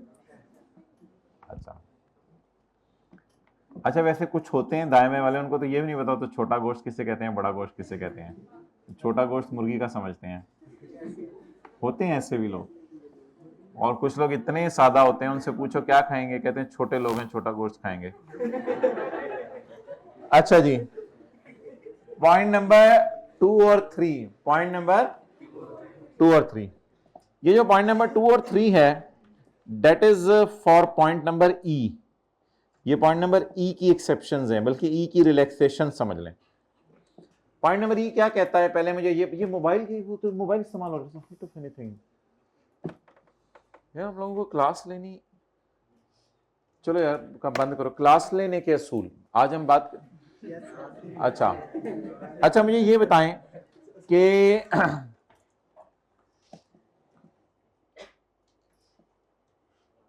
अगर कभी प्राइवेट कंपनी अपने शेयर होल्डर को लोन दे दे, एडवांस दे दे, कोई भी उसके बेनिफिट के लिए पैसे दे दे, तो ये शेयर होल्डर के हाथों में क्या समझे जाएंगे, डिविडेंड। ये शेयर होल्डर के हाथों में पूरा एक डिविडेंड पड़ा जाके, उसके हाथों में डिविडेंड समझा जाएगा। लेकिन बॉल पॉइंट मुंह से निकाल के अगला कॉन्सेप्ट अब मैं ये पढ़ाऊंगा कि ये बॉल पॉइंट और उंगली जब भी मुंह में जाएगी, ये इंशाल्लाह इधर से कुछ ना कुछ जरूर आया करेगा। अगला कॉन्सेप्ट हम ये पढ़ेंगे कि क्लास लेने के बुनियादी असूल। आज इंशाल्लाह मैं कोशिश करूंगा व्हाट्सएप पे बना के ना आपको भेजूं, ये क्लास लेने के बुनियादी असूल बुनियादी होंगे, बाकी छोटे मोटे साथ साथ चलते रहेंगे। तो अगर प्राइवेट कंपनी बैंक है जिसका काम लोगों को लोन देना है, प्राइवेट कंपनी बैंक है जिसका काम लोगों को, अपने हाथ को लोग बिला वजह ऐसे ही मार रहे होते हैं, नुकसान। अच्छा, प्राइवेट कंपनी क्या है, बैंक है जिसका काम लोगों को, तो फिर कोई हरज नहीं, अपने शेयर होल्डर को भी लोन दे दे, कोई मसला नहीं, क्योंकि ये सबको जब लोन दे रही है तो शेयर होल्डर को लोन दे दे, तो इस पे लॉ को क्या एतराज होगा। पढ़ लें, दिलों को थाम के पढ़ें। Point number 3, hold your hearts, any advance, बोले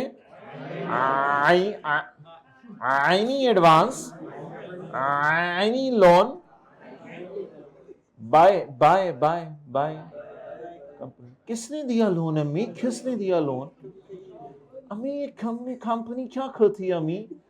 मेरा ये लोन ही देती है। ओ अम्मी, ओके ओके ओके। ये क्या करती है कंपनी?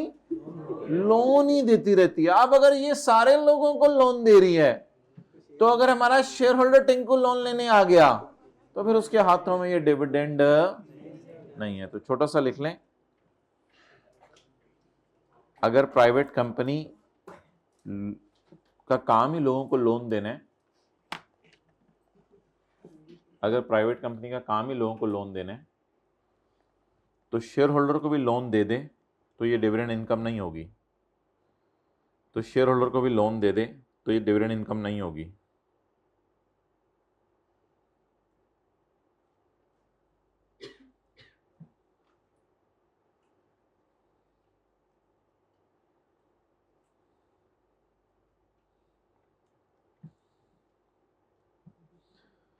चलें जी, हजारों ख्वाहिशें ऐसी।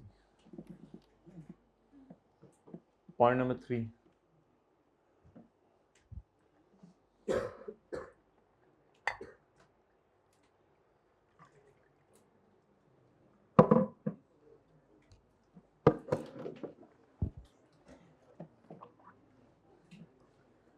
ये कॉन्सेप्ट ना जरा आपने साथ वाले को साइड पे कर दें, उसको अब आपने समझना है बस।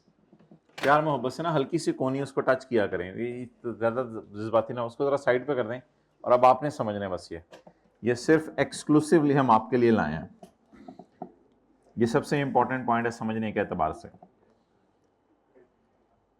चलो फिर पिछले दिमाग को डिलीट कर देने। 2015 और 2016, 2015 जब आपने चलना शुरू किया था, ज्यादा होगी, सॉरी ज्यादा होगी, अच्छा दौड़ना शुरू किया था जी, अभी किसने कहने रींगना। 2015 और 2016। 2015 के अंदर private company gave loan to shareholder mister Q. Mister Q को इसने जो है कमर को लोन दिया ₹30 मिलियन। ऑब्वियसली इसके टैक्स कॉन्सिक्वेंसेज होंगे। 30 मिलियन इज डिविडेंड, तो 30 मिलियन इसके हाथों में डिविडेंड है। तो पेपर में हम इस तरह लिखा क्या करेंगे, as far as the shareholder is concern the tax consequences for shareholder it will be considered as a dividend income, because as per the provision income tax ordinance, any loan, advance or any amount for the benefit of shareholders will be considered as dividend income if it is provided by a private company which is defined in Companies Act 2017, and the payment should be from accumulated profits।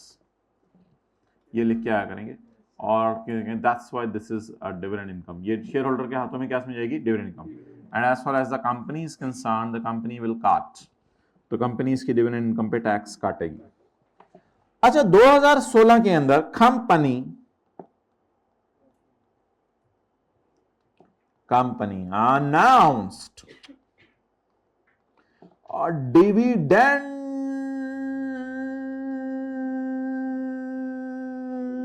Of ₹40 million. Company announced dividend of ₹40 million. Company ने 40 million का dividend announce कर दिया for mister Q. अब ये 40 million भी क्या समझा जाएगा, डिविडेंड। अब तो लोन नहीं दिया ना, अब तो क्या दिया है, डिविडेंड दिया। लेकिन लॉ मेकर कहते हैं ऐसा भी तो हो सकता है, अगर तो इसको 40 मिलियन आप दे दें फिर तो 40 मिलियन डिविडेंड है, लेकिन ऐसा भी तो हो सकता है कि ये लेने आए 40 डिविडेंड।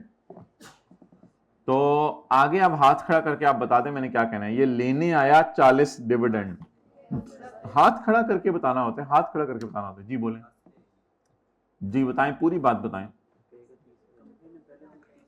हाँ, कंपनी ने पहले वाले 30 काट लिए। ये फिक्रा आपने बिल्कुल सही बोला है। मैं यही चाह रहा था कि आप जो है वो यही फिक्रा बोलते। अच्छा जी, तो यार अब होते हैं आमतौर पे, पैसे लगा नहीं है तो मैं क्या करूं, ऐसे क्यों देख रहे हैं मुझे।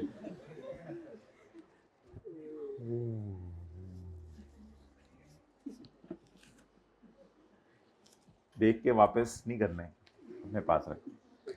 Company announced dividend of ₹40 million for mister Q. अच्छा, कंपनी ने कहा तू लेने आया 40, पहले मेरा 30 लोन वापस कर जालन, पहले मेरा लोन वापस कर। तू लेने आ गया 40, अभी तक तूने मुझे देने हैं 30, लेना देना नेट कर लेते हैं फिर। लेना देना, तूने कितना लेना, मैंने तो 40 लेना, तूने मुझे कितना देना, मैंने तुम्हें 30 देना, लेना देना नेट। अब अगर लेना देना नेट करें तो मुझे बताएं कट कटा के शेयर होल्डर को मिलना कितना चाहिए, 10। तो company announce dividend of ₹40 million for mister Q and company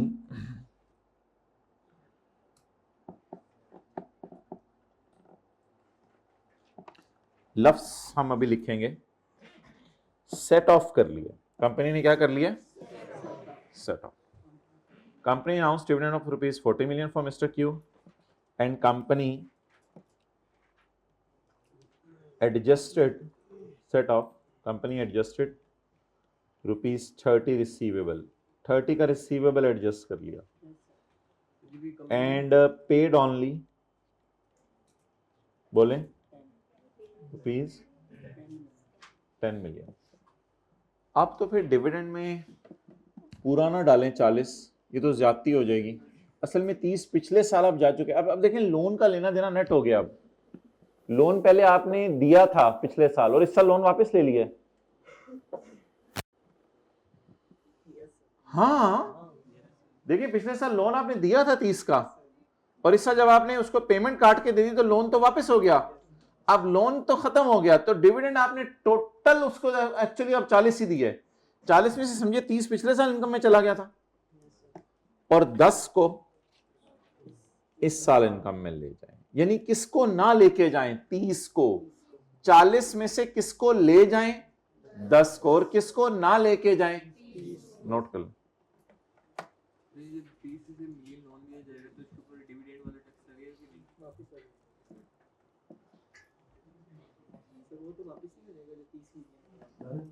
अब वापस करने की जरूरत नहीं है क्योंकि वो उधर नेट हो गया। अभी मैं बता देता हूं जी भाई, जी मैं वो बता देता हूं।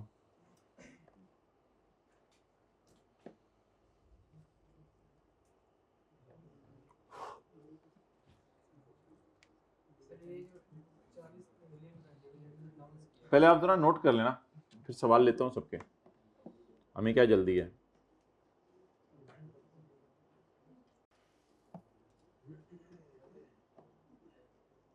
जी भाई,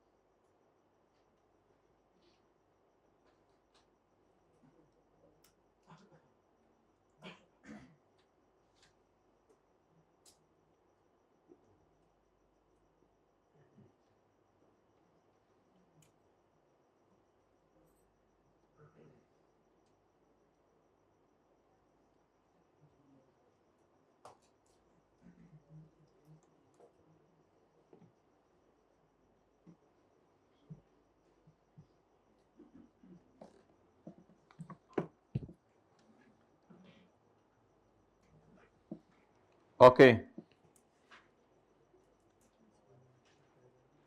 अब बेसिकली होगा ये कि आप देख के आएंगे, होगा ये बेसिकली कि आप 30 मिलियन पे टैक्स दे चुके होंगे। बेसिकली अब लोन के ऊपर ना अलग से कोई रिफंड की ज़रूरत नहीं है कि लोन आप वापस कर रहे हैं तो आपको उसका टैक्स रिफंड मिले, उसकी ज़रूरत नहीं है। बेसिकली देखिए हुआ क्या, आपने लोन लिया 30 और आपने सॉर्ट ऑफ वापस भी कर दिया 30, वो जब नेट हुआ आपका वापस हो गया तो लोन तो अब कैंसिल हो गया। अल्लाह का शुक्र है कंपनी से जाके आपने 2016 के एंड पे पूछा कोई लोन वगैरह, कंपनी ने कहा नहीं नहीं नहीं यार आपको डिविडेंड काट के दे दिया, 10 आपको दिया सिर्फ, तो लोन तो एडजस्ट हो गया। अब एक्चुअली आपका डिविडेंड तो 40 ही खड़ा है ना वहीं पे, तो डिविडेंड 40 है आपका, 40 में से 30 पे आपका इधर टैक्स लग गया और 10 पे आपका इधर टैक्स लग गया। बहरहाल इस तरह हमें सोचने की जरूरत नहीं है, हमें तो बस मैं भी ये सोचवाना आपको चाह रहा हूं जो लॉ की प्रोविजन है। लॉ की प्रोविजन कह रही है कि इन दिस ईयर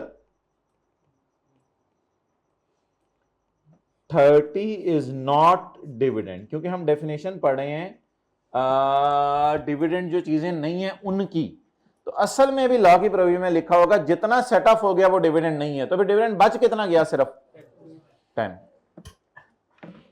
तो बेसिकली ये लिख लें in this year 30 is not dividend because that is already.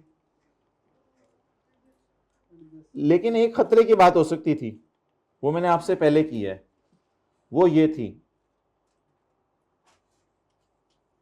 अगर ये लाइन ना लिखी होती नीचे वाली, फिर क्या होता, company announce dividend of 40 million, फिर तो आपको 40 पे टैक्स देना पड़ता, फिर तो आपको 40 पे टैक्स, क्योंकि वो लोन अभी तक पेएबल है, वो जब कभी पे करेंगे फिर देखेंगे उसका क्या करना है, अभी तो आपने वो लोन पे, लेकिन अब तो अल्लाह का शुक्र है आपने लोन को एडजस्ट करा लिया। ओके पढ़ें जी।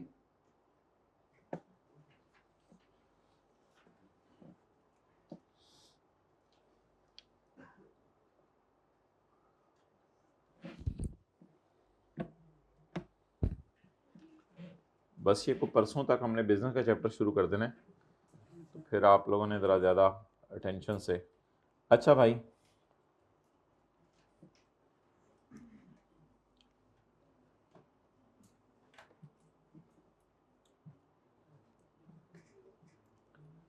Any dividend paid by a company, basically ये पेड नहीं होना चाहिए, यहां पे लफ्ज अनाउंस्ड का होना चाहिए, क्योंकि 30 पे तो नहीं हुआ ना, पे सिर्फ कितना हुआ है, पे तो पूरा 30 नहीं हुआ, डिविडेंड डिविडेंड तो आपको सिर्फ 10 पे हुआ है।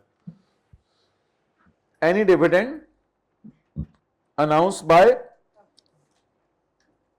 Company which is set of, what is the dividend which is announced and set of, what is the dividend which is announced and set off? Total announced was 40, but announced and set off was total announced, but announced and set off, यानी announced का वो portion जो set off हुआ है, तो any dividend announced which is set off, what is that which is set off, is not dividend। ऊपर से मिला के पढ़ें, following payments will not be considered as which is not dividend, any dividend which is announced but is set off, the one that is set off is not dividend। set off against the, आगे तो कुछ भी नहीं लिखा हुआ, set off against the loan, set off against the loan, amount का मतलब loan previously given by company, तो which is set of against the loan previously given by company. अभी भी छोटी छोटी बातें नहीं लिखते, फिर घर जाके कहते हैं हमें तो अंग्रेजी ना समझ आवे, हमें जरा बतावे सर, ये दोबारा बतावे। Any dividend announced by a company which is खत्म कर दिया गया against the loan previously given by company and was assumed as dividend, और पिछले साल ये अज्यूम कर लिया गया था डिविडेंड, आप इसकी जान तो ना लो, पिछले साल ऑलरेडी 30 अज्यूम हो चुका है, आप 30 को इस साल कैंसिल, 30 को डिविडेंड ना लो। तो कहना ये चाह रहे कि सेट ऑफ को डिविडेंड ना लो, तो सेट ऑफ को नहीं लिया तो फिर बाकी बच कितना गया 10, तो 10 को क्या ले लो, डिविडेंड। अच्छा ये पॉइंट ए जरा थोड़ा सा ज्यादा हो जाएगा, पॉइंट 1, इसको इंशाल्लाह कल करेंगे। अभी आप मुझे असेसमेंट जाके हम पढ़ेंगे चैप्टर नंबर 15 में, असेसमेंट ईयर तो डेफिनेशन, असेसमेंट प्रोविजनल असेसमेंट होती है और अमेंडेड असेसमेंट होती है। इन दोनों का मतलब हम कहाँ पढ़ लेंगे? चैप्टर 15 में, इसलिए इसको छोड़ें। Assessment year mean assessment year as defined in पुराना लॉ। रिपील्ड ऑर्डिनेंस कौन सा है? पुराना लॉ, पुराना लॉ, रिपील्ड ऑर्डिनेंस, पुराना लॉ। हमारे लॉ में तो ऐसा कोई लफ्ज़ नहीं है वैसे, हमारे लॉ में इसकी जगह लफ्ज़ आ गया है टैक्स ईयर। असेसमेंट ईयर एक पुराने लॉ में लफ्ज़ होता था, वैसे हमारे लॉ में तो ऐसा कोई लफ्ज़ नहीं है। कहते पुराना लॉ जाके खोल के देख लो असेसमेंट ईयर की डेफिनेशन क्या। हमने कहा हमने पुराना लॉ हमने खोलना नहीं। कहते ठीक है, मैंने भी बताना नहीं, छोड़ें फिर आगे। Charitable purpose, charitable purpose includes the relief of poor, गरीब की मदद कर देना। एजुकेशन, किसी को तालीम दिलवा देना, किसी गरीब को तालीम दिलवा देना। मेडिकल रिलीफ, उसका इलाज करवा देना। And the advancement of any other object of general public duty, या ऐसा भी कोई काम एडवांस कर देना, शुरू कर देना जिससे लोगों को फायदा हो। इलेक्ट्रॉनिक रिकॉर्ड वो चीज़ें होती हैं जो आपके पास कंप्यूटर पे पड़ी हैं, लैपटॉप पे पड़ी हैं, आपके पास मोबाइल पे पड़ी हैं। Electronic records includes the contents of communication and transactions under this law including attachments and aggregates. File आप भेजते हैं ना, किसी को ईमेल भेजते हैं तो उसमें कोई फाइल अटैच कर देते हैं। अटैचमेंट्स एंड एग्रीगेट्स समझाने के लिए कोई चीज़ लगाते हैं। अकाउंट्स, P&L लगा दें साथ, ईमेल करते हुए P&L अटैच कर दें किसी कंपनी का, बैलेंस शीट। रिटर्न्स तो वो होती हैं जो हम टैक्स रिटर्न्स जमा करवाते हैं 30 सितंबर को। चैप्टर 15 में पढ़ेंगे रिटर्न्स। चैप्टर 15 का नाम ही रिटर्न्स है। रिटर्न वो सफ़ा होता है जिस पे आप हुकूमत को टैक्स कैलकुलेशन जमा कराते हैं।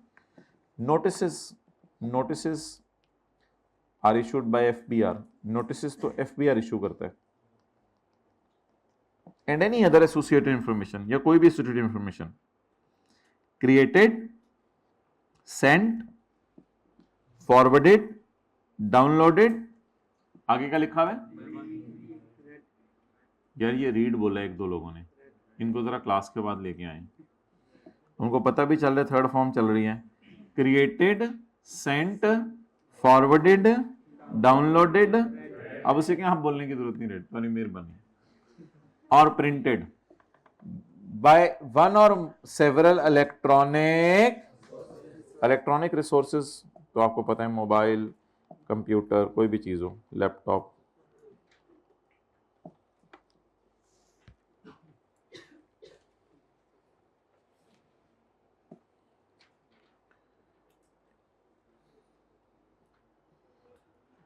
अच्छा जी, बस काफ़ी हो गया, अब 10 मिनट रह गए, मुझे समझ नहीं आ रही क्या करूँ, आप कराऊँ अब। तो पास पेपर कर लें, फिर पास पेपर कर लें इसके, पास पेपर जी। अच्छा माय डियर, आप लोग आए क्वेश्चन 15 पे। 15 का बी कटें, 15 का बी, कडेट नॉट कडेट, कडेट 15 का बी।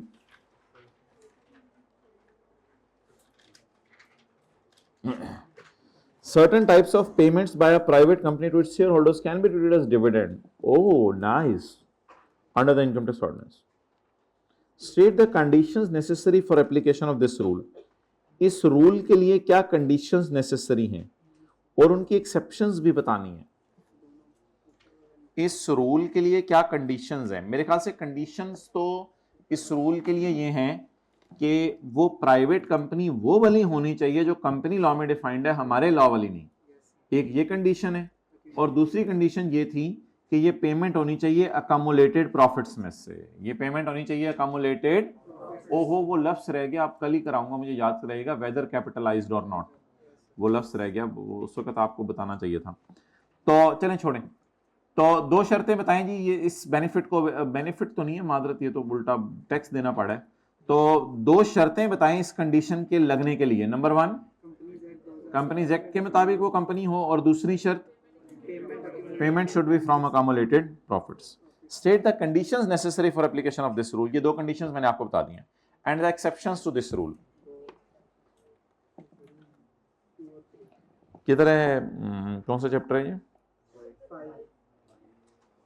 5। तो आप लोग ना बस ये पूरा लिखाइएगा, इसमें ऐसा कोई अलग से करने की जरूरत नहीं।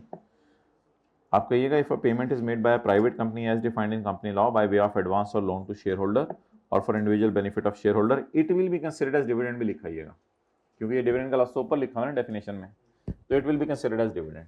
However, the payment should be from accumulated profits. ये लाइन लिखने के बाद अगली बात ये कीजिएगा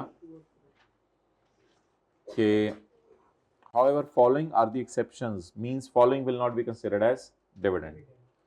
The advance or loan is given by private company या फिर लोन को आपने उससे नेट कर लिया, डिविडेंड और लोन को, ये दो बातें 2 और 3 भी लिख के आने हैं।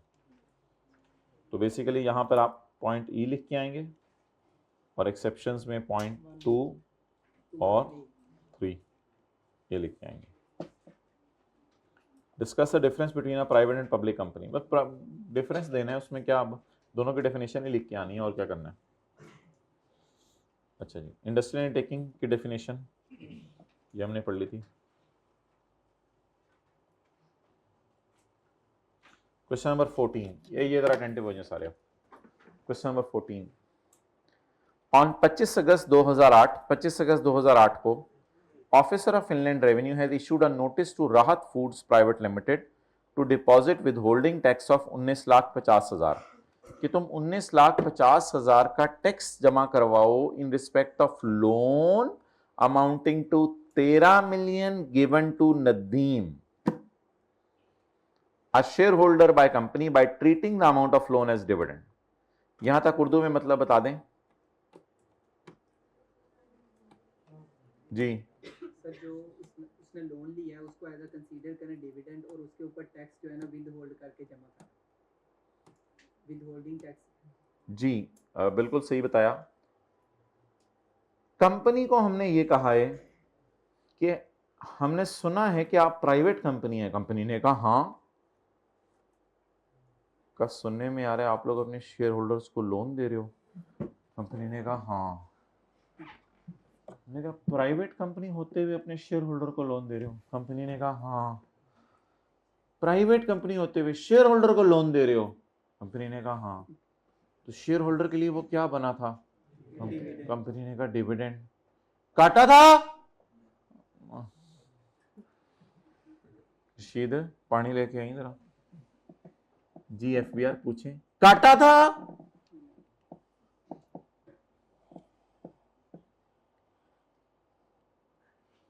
काटा था, जमा क्यों नहीं कराया? बाहर निकलो। डिपॉजिट क्यों नहीं कराया? नहीं आइंदा आइंदा जमा करा देंगे, आप ऐसा ना करें, खुदा के लिए प्लीज ऐसा ना करें हमारे साथ। ओए काट के जमा भी कराना होता है, काट के अपने पास रखना होता है। आइंदा नहीं करेंगे, आइंदा नहीं करेंगे, हमारी तौबा, हम तो पब्लिक बन जाएंगे अगले साल। नहीं इस तरह की बातें ना करो, अभी जो हम बात करें वो करो। वैसे आरएफपीएल के रिकॉर्ड के मुताबिक लोन गिवन नदीम को दिया गया था 25 मई 2007 को, जिस वक्त प्रॉफिट थे 12 मिलियन। अब ये वाला कॉन्सेप्ट हमने पढ़ा था कि आपने पेमेंट्स करनी है प्रॉफिट्स में से। अगर उससे ऊपर आपने कोई पेमेंट कर दी तो लॉ मेकर इसको नहीं पकड़ेगा। अब ये एक रिलैक्सेशन से समझ लें, कुछ भी समझ लें। तो ये कॉन्सेप्ट मैंने वो कराते हुए न्यूमेरिकली नहीं कराया, अब आपको न्यूमेरिकली समझने कराने लगा हूँ। तो हमारे पास प्रॉफिट कितने पड़े हुए थे? 12 मिलियन। लेकिन माय डियर लोन कितना हमने उसको दे दिया? So what is the loan given from profits? 12 million. What is the loan given from profits? बाकी 1 मिलियन शायद हमने शेयर होल्डर को ये कहा हो यार तुमने वो जो कैपिटल लाया है ना उसी में से समझ लो, फिर ये वापस कर देना। वो कहानियां कुनियां होती हैं, उनमें हमें जाने की जरूरत नहीं है कि 1 मिलियन हमने क्यों ऊपर लोन दिया। उसको लॉ मेकर भी नहीं पकड़ा तो छोड़े पड़े, उस साइड पे जाने की जरूरत नहीं। मेरा सवाल है कि अगर मैं किसी को लोन दूं 13 लेकिन मेरे पास प्रॉफिट्स हों 12, तो as per definition what is dividend? As per definition what is dividend? Excellent, 12. The payment should be from accumulated profits. वैसे तो रेट पता नहीं पेपर में दिया होगा या नहीं दिया होगा, आपके पेपर में दिया होगा, इस अटेम्प्ट में नीचे दिया होगा ना, मतलब ये मैं कह रहा हूँ सर नंबर 18 में नीचे दिया होगा। इस पे जरा 15% लगा के देखें। कैलकुलेटर साथ वाले के कभी निकला ही नहीं, कभी यही आ रहा है ना। लेकिन मेरे ख्याल से टैक्स किस पे कटना चाहिए था? 12 मिलियन। तो in the light of income explain whether you agree with the notice issued by officer. अच्छा ऑफिसर का नोटिस देखें क्या है। ये भी मैंने आपको थोड़ी देर पहले बताया इलेक्ट्रॉनिक रिकॉर्ड में कि नोटिस टैक्स वाले भेजते हैं। तो नोटिस टैक्स वालों ने भेजा है कि तुम जालिमों ने लोन दिया है 13 मिलियन, तो उस पे टैक्स दो 19,50,000 हमें, ये काटो और काट के टैक्स दो। हम उनको ये कह देंगे कि आपका नोटिस तो सही है, लेकिन हम ना 13 मिलियन पे काट के टैक्स नहीं दे सकते, हम कितने पे काट के टैक्स दे देंगे आपको? 12 मिलियन पे। तो 12 मिलियन के ऊपर बनता है, उससे ज्यादा पे बनता नहीं है।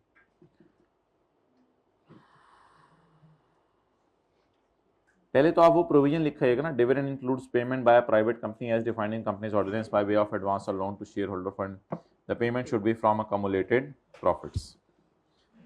Considering the above definition of dividend, the officer is correct to the extent of treating the loan payment as, however, he made error in treating the entire amount of 13 million as dividend. उसने entire amount 13 million की dividend समझ लिया, because the amount of accumulated profit was only, therefore only 12 million can be, और एक line डालाइएगा कि the tax on this 12 million will be paid to government. Government को इसी 12 million पे टैक्स दिया जाएगा या पूरे 13 मिलियन पे दिया जाएगा?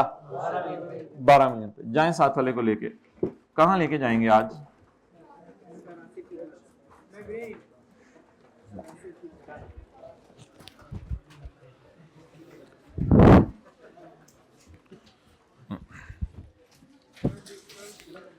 बॉयज चले जाएं।